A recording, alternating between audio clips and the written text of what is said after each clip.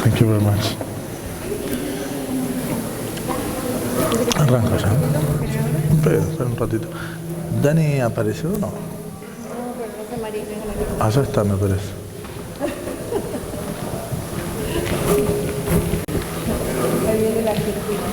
Vamos, carajo. Ahí viene Dani para atrás. Sí, tranquilo.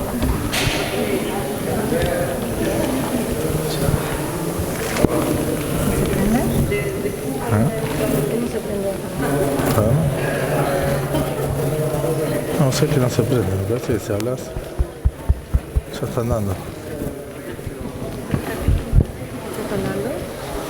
Parece que sí, igual tendrías que pasarle el micrófono también a Dani. No está acá. Vení, Dani,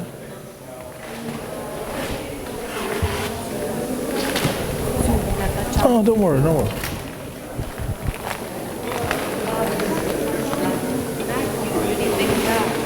Yeah. He has the guitar. Yeah, don't worry about it. Don't worry. The problem is we have to return this to Lorenzo. Lorenzo, ¿no? Sí. Lorenzo me la pidió ya. Te cuento que ya me la pidió. Sí. Me mandó un mensajito al Facebook. No, se escucha por esto. Por esto. Sí, no hay manera de zafar. Sí, igual le hace frases cortas. Sí. O pedí un micrófono más. ¿Quién es el...?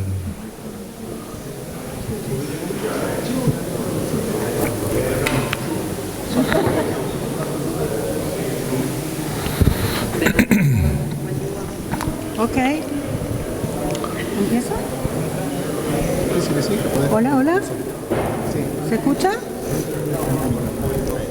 ¿Se escucha? Buenas tardes.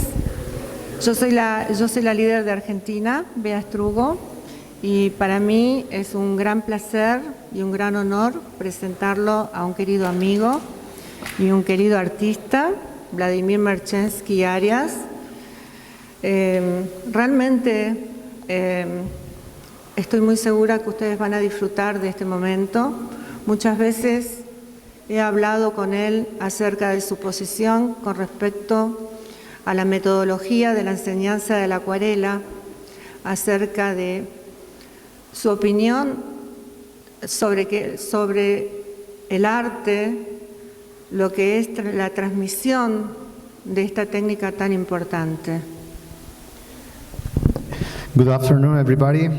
Well, she is Bea Strugo, the country leader of Argentina, and she has the pleasure to present Vladimir Merchensky Arias, who is a great artist, and he has a very special approach to the methodology of teaching watercolor in Argentina. That is something that I was talking to him a lot of times, so I think that this is something valuable that you will really enjoy. Vladimir Merchensky ha estudiado con los más importantes artistas de Argentina, por ejemplo Gorriarena, Nigro. Tiene una formación muy importante, pero por sobre todas las cosas, porque no es importante la formación, pero sobre todo es importante el alma, lo que uno transmite. Y además de ser un gran artista, es un gran investigador. No cesa de investigar sobre su propia obra y además sobre el método de enseñanza en su propia escuela. Vladimir has studied with the greatest masters, and he is a person who is in a continual searching for how to improve their methodology of teaching, how to improve the way you teach watercolor to his students. Bueno, es un gusto, los dejo con Vladimir. Well, with a great pleasure, we leave you with Vladimir.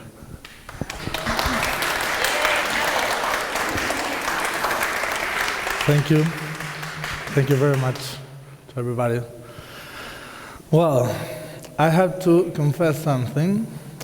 Of course, English is not my mother tongue, not my first language, so I'm a little scared about my English. I apologize. I ask you to be patient with that. And for example, I don't know how to say if it's good evening or good afternoon at this time. That's a little sample. But anyway, first of all, I have to thank you very much to Bea and to Anna for this space.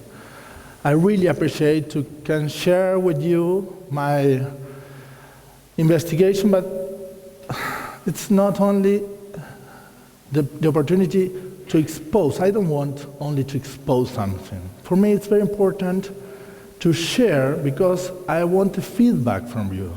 You know, I'm getting involved in something that I think it's a great issue, a great problem we have to think about. It's how we teach watercolor, how we work with thinking about a teacher training program, not just how each master explains his own recipe.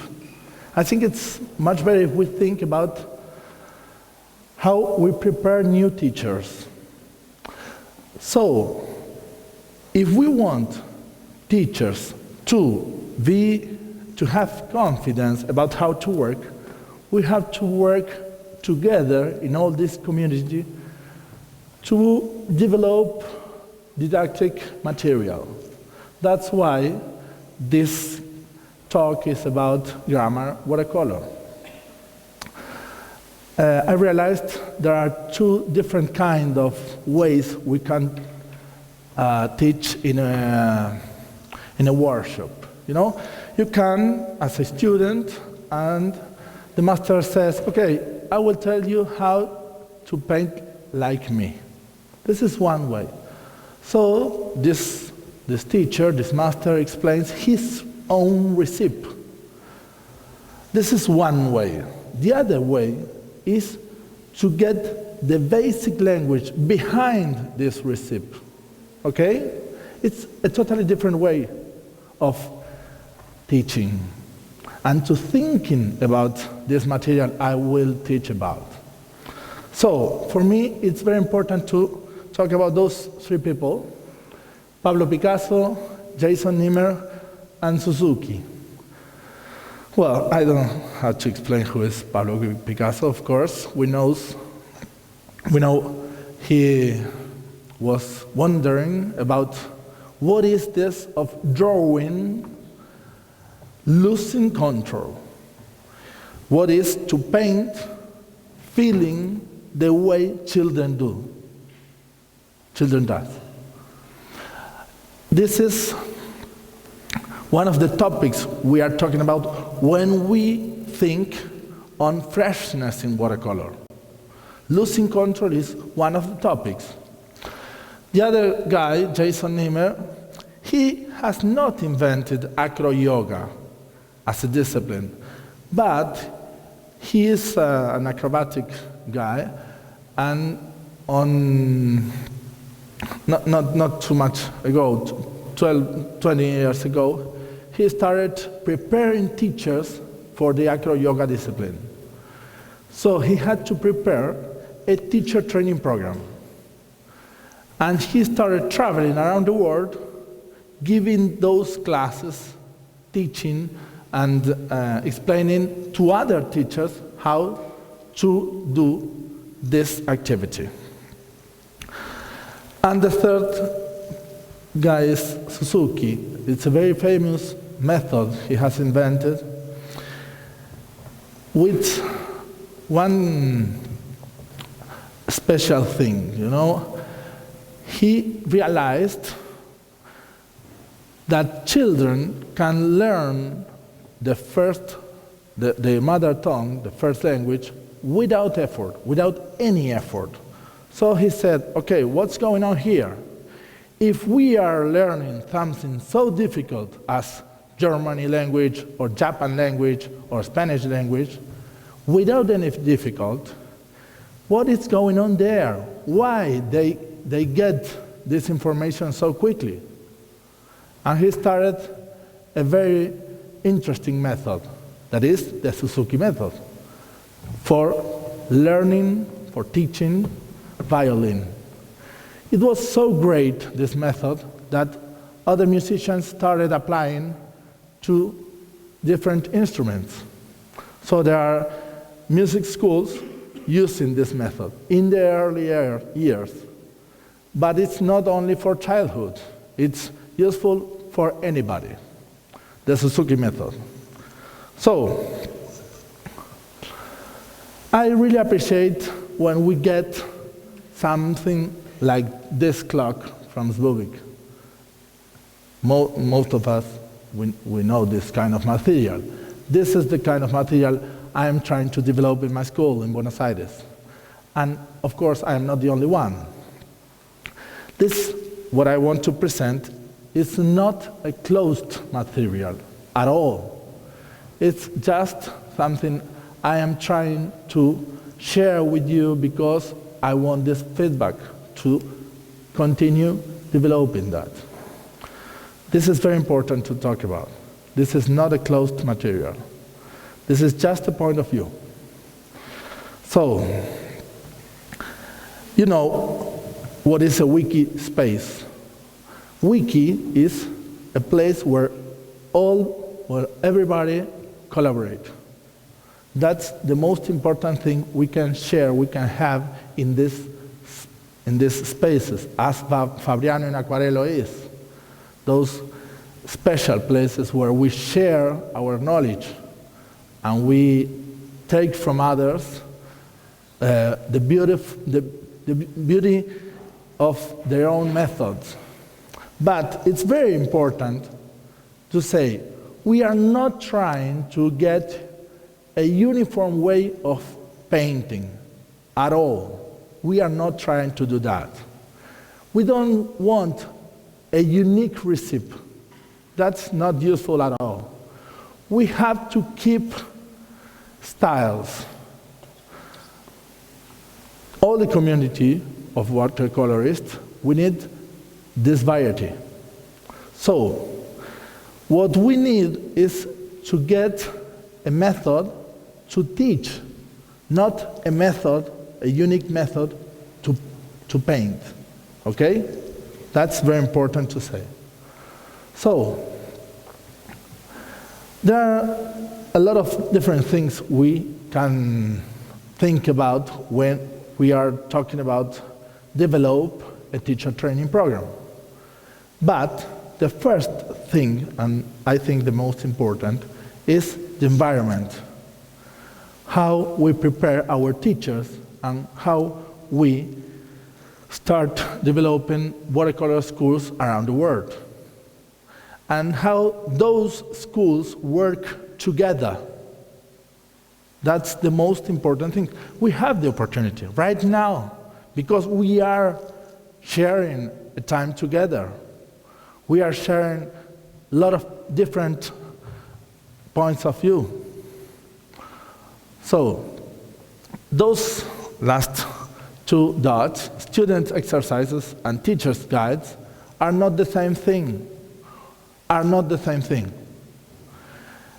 When we talk about working together to develop didactic material, we have to make a difference between those. So, okay, that's too much for now, but let's talk quickly about this. We have two different brains. The limbic brain, we have three, but it's not important the first. Neocortex, Homo sapiens brain. Now, here we have some difference between those, but we have to work with both, not only to think about interpret, but to play too. What is a playful environment, a playful atmosphere where we can work, when we can learn, when we can teach? That's the most important thing. How I get this? When I have a teacher who has the right tool, so he feels confidence to do his work.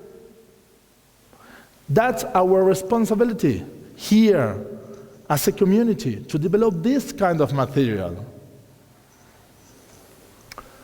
So I started thinking about what is a watercolor grapheme. What is a watercolor grapheme?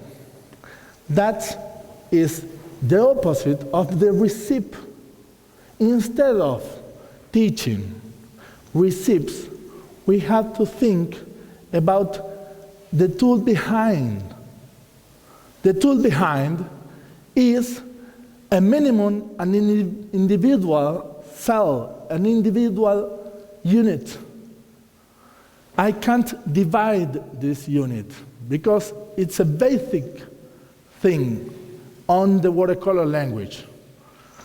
So I don't want to get you boring about a lot of different cells.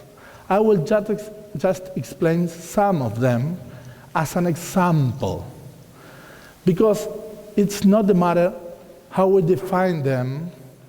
The problem is how we share this together to say, okay, we are all in the same train trying to get the same point, the same destiny. Of course, it's really hard to be all in an agreement about everything in this material, in this didactic material.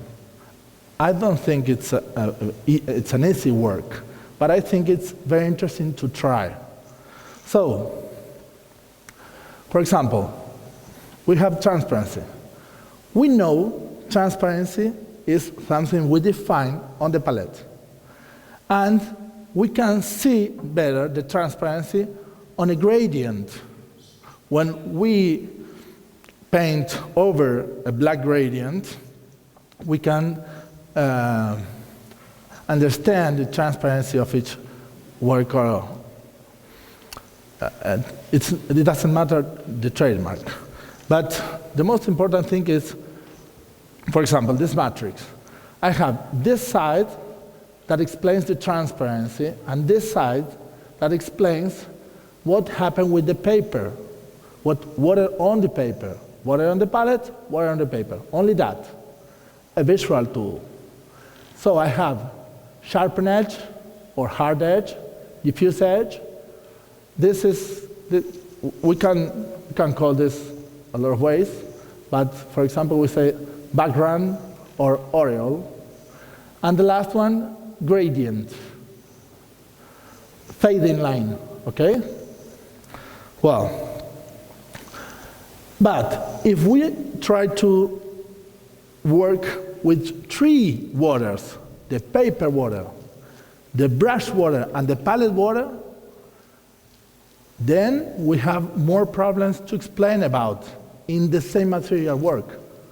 For example, the white line explains how is the brush, how is the water on the brush. We divide the scene in four: the first, the second, the third, and the fourth. This explains the dry paper. This explains not the dry, not the wet, both. We have dry paper on the side and wet paper on the other. This explains the wet paper, and this explains the damp or moist paper. I don't want to take more attention about this, because I know we can't fall asleep with that. It's not important.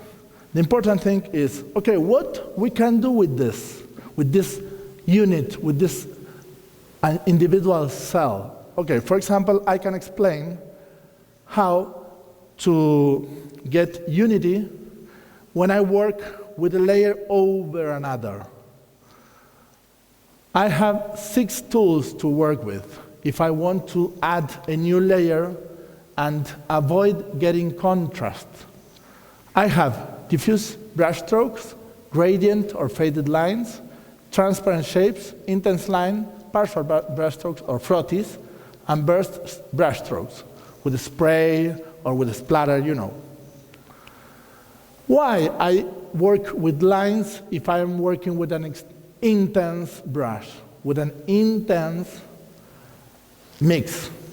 Because if I work with surfaces, it doesn't get unity, it gets contrast. That is a simple example about how to explain the tools the student has to mix a new layer with the background.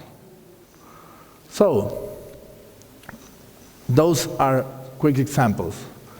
An abstract example with diffuse or hard edge base.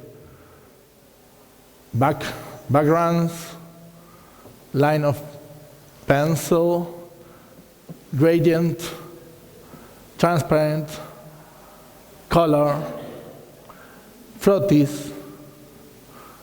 Well, this is another example. Here we have, I don't know, a simple landscape. I add the diffuse, add the transparent surface, add the frotties, the partial stroke, strong line, hard strong line, gradient.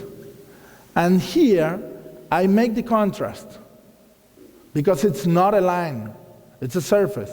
But if I don't want that, I can break that, I can burst the edges with a spray or with a splatter.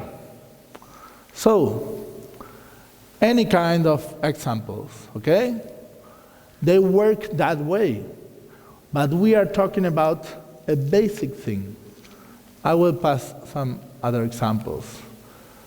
Diffuse in the front, frotties, and this is a new landscape with other imaginary. Diffuse background, new layers. Here, I know I will need contrast, but I keep a lot of whites. Frotties. What's going on with all those examples? There is one tool that is stronger than the rest. That is the gradient, but it's not a simple line. The gradient can't be combined with the others. For example, I had some frotties. Of course, I feel this as a diffuse edge. But this all is one cell, very expressive. This is the gradient, the faded line. Why it's so beautiful and it's so useful, this basic cell? Because if I have a landscape, I can work the way that I separate and I keep the whites on my subject. I keep the light on the center because I am fading out the shadows with the gradient. So, this is a very interesting sample. Here I have the figure and the gradient helps me to understand the figure and keep the light inside my subject. That's why it's so useful. Of course, watercolorists use a lot this tool. This tool is used a lot. But we have two different kinds of shadows here. I have this kind of shadow to describe the volume, and I have another kind of shadow that I steal from this bas relief. What is this shadow? The cell I use is the same one. is the gradient, is the faded line. But which is the difference between those? The synthetic valorism just describes the order. It doesn't describe the volume. It's not as the academic valorism. So, this is a paint from Sul Solar. It's a very important painter, not living, friend of Borges. I don't know if somebody knows about him, but I love this writer and I love this painter. Sul Solar. Negro. McIntyre. Hokusai. George O'Keeffe. Well, why it's so important to describe this other method? Because we keep the light on our subject. It's not the only thing we can do with this shape. We can say what is in front and what is behind. Okay?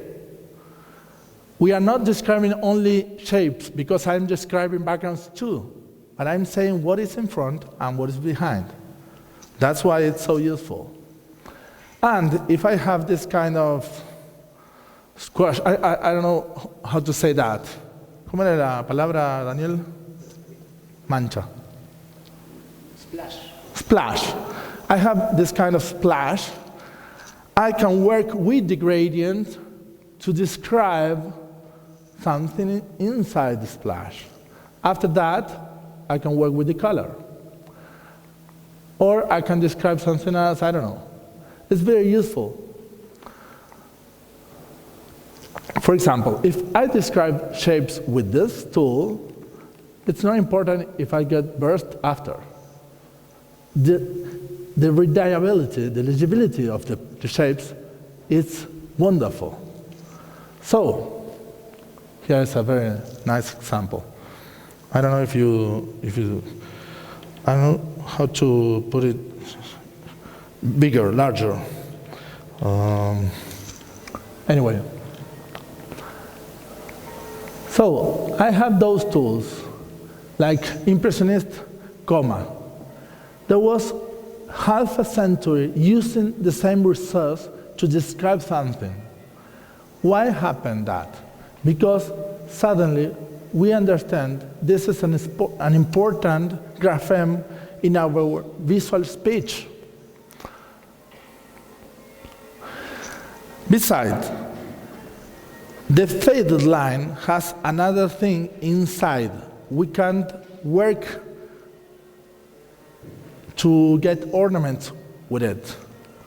For example, this, just going inside the light. So I can work this kind of compositions. 1, 2, 3, 4, 5, 6, 7 lines, only lines, faded lines, okay? Well, and I can work with ornaments on diffuse edges inside the tool. I'm combining them, not only the burst edge. Why is so important that? Because suddenly I start understanding what I'm reserving. I am keeping the white, but it's not the hard edge white. It's the diffuse edge white. So, a very simple landscape using this gradient, and a different kind of landscape using the same gradient. One, it's an outlined gradient, and the other is a surface gradient that describes volume. So I can do that with the second one. I can describe volumes. If I have any kind of very playful thing, I will start making readability and legibility and objects with this tool, both of them. So, many watercolorists work that way. They paint with color, and if they need some contrast, they will add this. over the layer. With different tools, we saw them. The dark line, the fruities. But, that's another example, I can work the other way. It's only to work with the shadows first, so I avoid to hurt the color, and after that, I add the color. That's a very interesting way I can teach how to work with shadows, because I keep out the color. Besides, if I use the shadows that way, the palettes get unity. So it's very important to teach this other way to the students. So, that's a simple material I give in the school. I'm not sure if the best at all, but it explains how to work with color, with a surface, without hurting the other surface that is behind. The important thing, change one way, master of masters.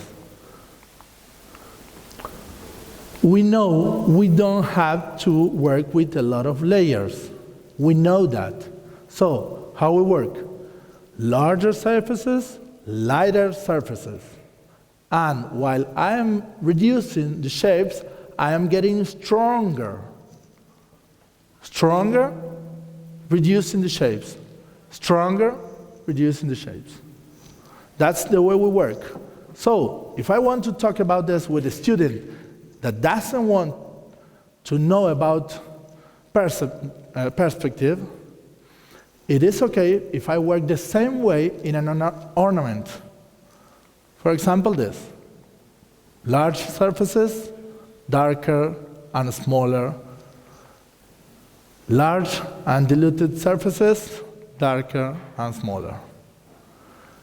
With a subject, lighter, darker, and smaller. With any kind of strokes inside. Gradient, color, a very randomness, texture, surfaces, ornaments. With a collage. Burst, gradient, color, and ornaments. With another stain. Gradient, color, and ornaments. Another one. Gradient, color, and ornaments. So, for example, I have this. I need to be careful about light. I shut down the rest. After that, I work with gradient, color, and the rest of the tools. Fruities. Huge surfaces, transparent. And ornaments. Another one. So I get legibility. Okay?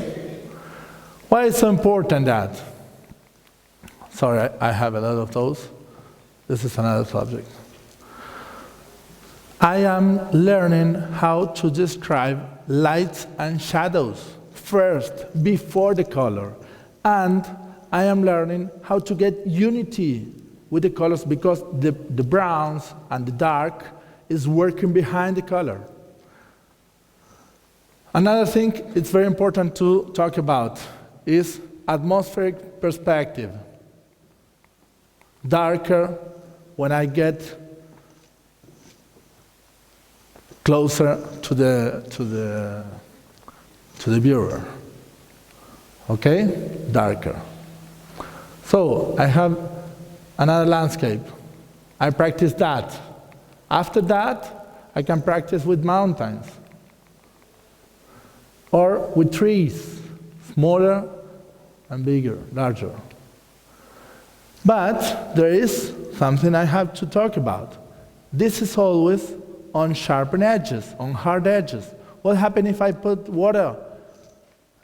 Because those trees are hard edge. What happened with this? Soft, diffuse edges.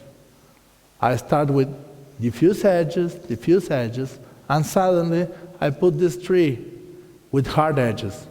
but I have to burst it with a splatter or with a spray to get unity. Diffuse edges behind sharpen edges, stronger, stronger, stronger, darker. Another problem, what happened with duplicated edges?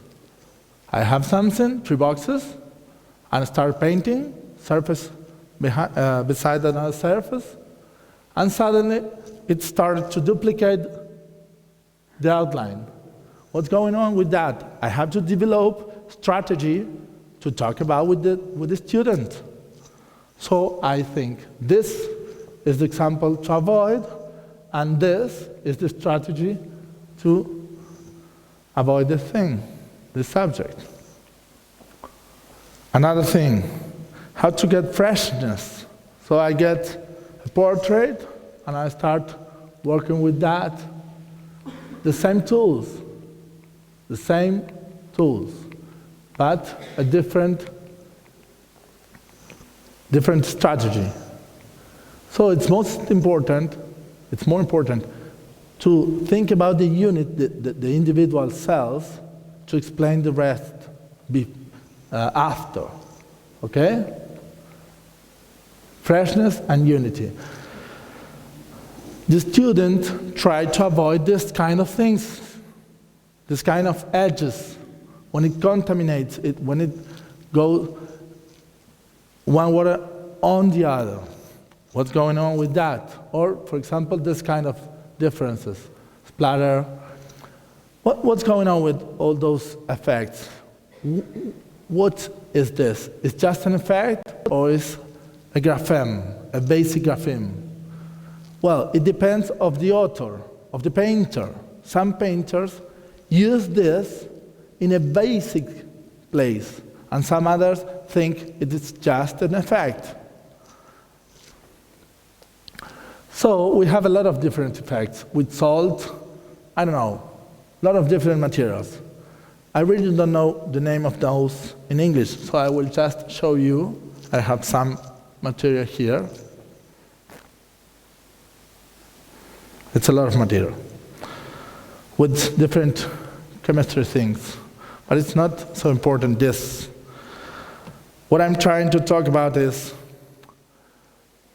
the designers had 2 very important theoretic guys. One of them was Rudolf Arnhem. Arnhem wrote a book called Perception in Visual Speech. Donis Dondis wrote another book called Syntaxis, Visual Syntaxis. They were trying to study the structure of the visual language. I am trying to do the same with watercolor. It's not an easy work. I can't do this alone at all. And I think it's very important we can do that together. Because if we have this material, we can think about exercises for our students. Because the student material is not the same than the material I need to work when I prepare a teacher, a watercolor teacher. So, we have a lot of people working on books, on watercolor books, and very good watercolor books, manuals, explaining how to paint, a lot of different subjects. I know there is a lot of material there. We have to agree about, or discuss, or debate about how we name each of those units, but I'm sure that we can do that because we share this space. And I'm sure that if we give people the ability, the skill, to teach another person, how to paint, we are making a better world. We are getting, when we plant the seed of art, we are making a beautiful heart, a beautiful society and a beautiful world. Thank you very much.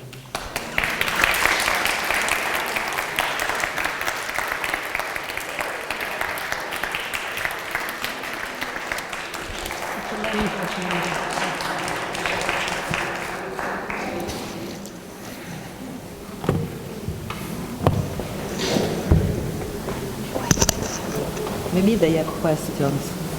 Oh, yes, of course. Maybe any of you has questions to ask to Vladimir? Can you come here so everybody can know what we are asking? At what point of your teaching, after all these examples, because you're teaching about edges, about diffused edges and coming stronger to the foreground, at what point of your teaching you will use the knowledge of light in atmospheric perspective? Because you never mentioned atmospheric perspective, which, Because they have to know what you are asking, otherwise they can Yeah, follow. thank you, Anna. Yeah, because all of these examples that you did, in my mind, was light, atmospheric perspective. So where, at what point of your teaching you will mention that? About light, if it's so important. Yeah. Yes, well, yes, thank you very much. I think the most important subject is we have to distinguish the basic cells. After that, it's something we have to discuss, the timing of each cell. If we are talking, those were just examples. Maybe, yes, I'm wondering a lot about lighting, but it would be great if we have examples about color or about something else. I don't care right now which is the right time to talk with the student about light or about color or about drawing or about structure or about composition. I'm wondering about how we work together and how we make a wiki space for this material. So we can listen together and we can talk together about this in the same level. Because I'm not sure if I have the right answer for this question, but I'm sure that you have one answer for this question. Because you made a question, because you are wondering about this. You make this question to me because you are saying, okay, I'm not sure if I like this point of view. I think it's better to take more attention about this question, the thing that is light, or this other thing that is shape or drawing. It's not a work that one mind can't solve at all. It's something we have to do together. So there is not an answer for that. It's very important to make answers, to make questions like this one, to start the debate. It's not we have this debate all the time. I'm sure we are talking about this all the time in any place.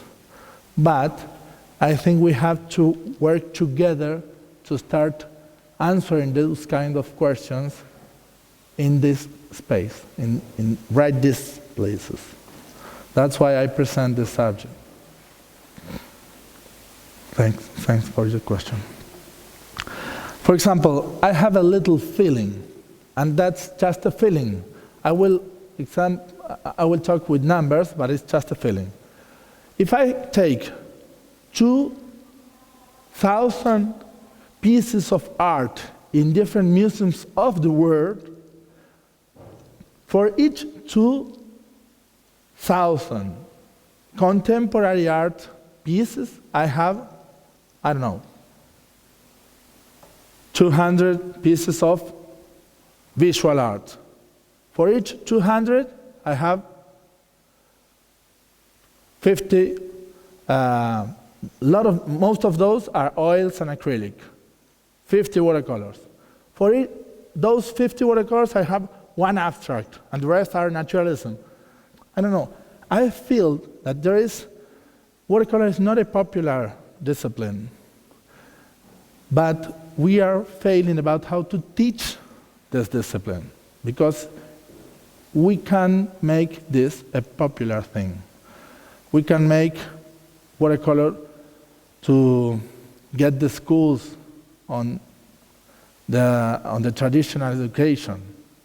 Some countries works with watercolor on the schools. That's why I'm wondering about not to discuss only the grammar. Instead of that, we have to talk about preparing. The dream I have is to develop a teacher training program for watercolor. Because if we do that, we will see the activity to grow. It will increase. That's all. Thank you very much.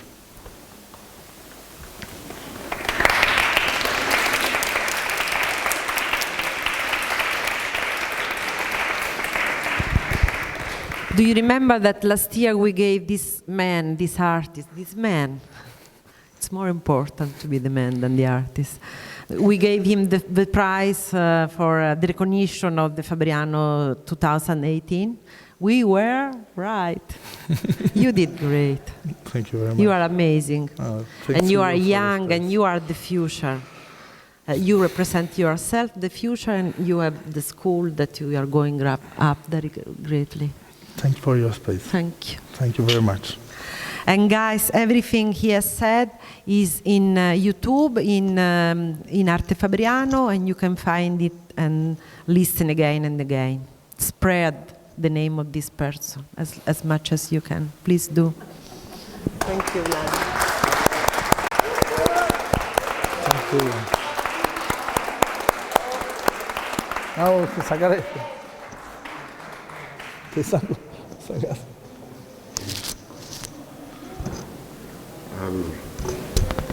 Jacket.